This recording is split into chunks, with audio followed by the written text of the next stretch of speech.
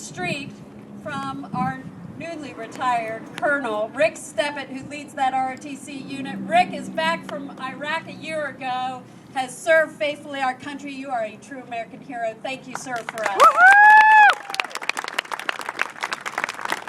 Now, I met one of the King's Academy kids. He wanted to come down to the Capitol and page. And I said, okay, come on down. So they brought a bunch of them a couple years ago. And Hunter was a lot younger.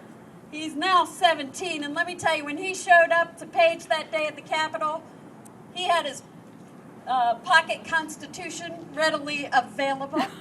And he also understood what that Constitution meant. I am very pleased today that Hunter was willing to come and share with us, because he was a man who said, I read Heritage Foundation's website. Well, of course you do. Anyone who understands Heritage Foundation and carries their pocket Constitution at a very young age, we should be very proud of. Hunter Hurst, please join us.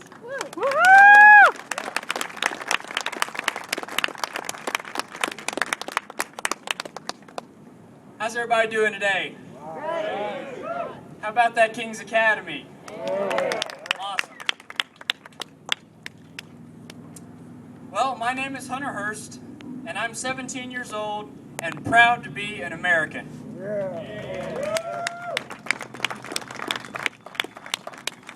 Let me begin by saying that I love this country, and I love the foundation on which it was built.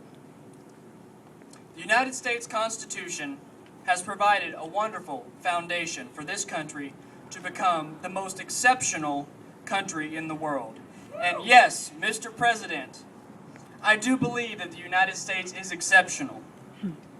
Because of the blood, sweat, and tears of our forefathers, America is exceptional. Why have we become so afraid to say that America is so special? She is what other countries can only dream of being.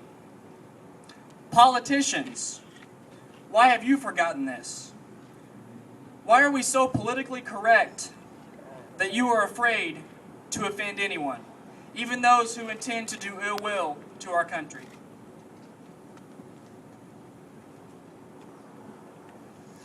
My generation needs to hear you say how wonderful this country is.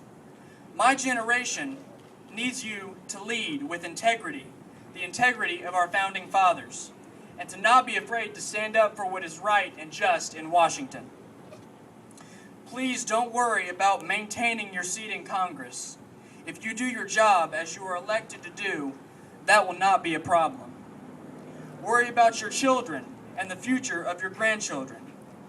Worry about the soldiers fighting for our rights so that you can do your job freely here at home. Worry about getting America's fiscal house in order so that my generation has the same opportunities that you have had. Worry about cutting your addiction to spending so that this country can become, once again, stable in the economy.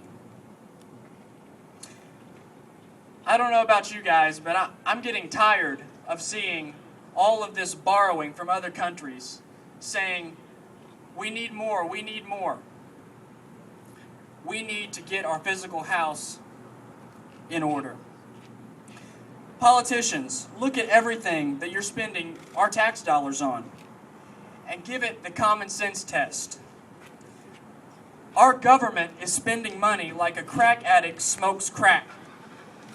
No matter how much you spend or take in, you always want more. It's time to run this government like American citizens are expected to run their households. If there's not enough money for us to pay for something, we will do without it until we can save enough to buy it. What an amazing concept. Both of my grandfathers are veterans for this exceptional country. Yes, I love saying that. Both came from meager beginnings. Both have worked hard and raised a family, saved their money, and are now in the twilight of their lives. They've paid into Social Security and Medicare since they began working. Unfortunately, because Washington did not put their contributions into a lockbox for their distribution and instead spend it like drunken sailors, both of these programs are now in jeopardy. Politicians, please don't forget that we are paying into these programs with the understanding that our grandparents had, that it will be available for us when we reach the golden time in our lives. Keep your word. If you require that I pay these programs because it will be available to assist me in my retirement in the future, then do it. Keep your word. Put the money that you are collecting from us in taxes towards what you will say that it will be used for. And don't try to scare us by saying that cutting spending will somehow make these funds disappear.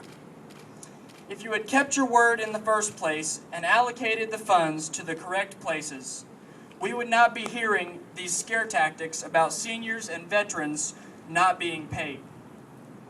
Get our fiscal house in order. Fix entitlement spending. Right now, our national debt is $15 trillion and growing. Mr. President, you have added $3 trillion to our national debt since your time in office, and it's only been 18 months. Shameless.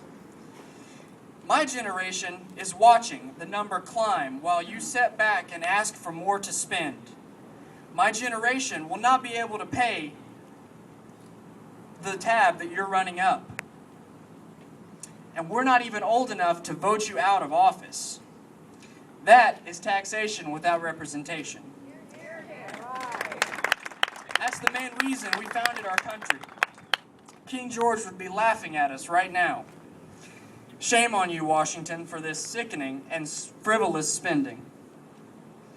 Unfortunately, from my perspective, the current path we are on does not look hopeful for my generation. Today's politicians have moved so far away from what the Founding Fathers had intended for this country.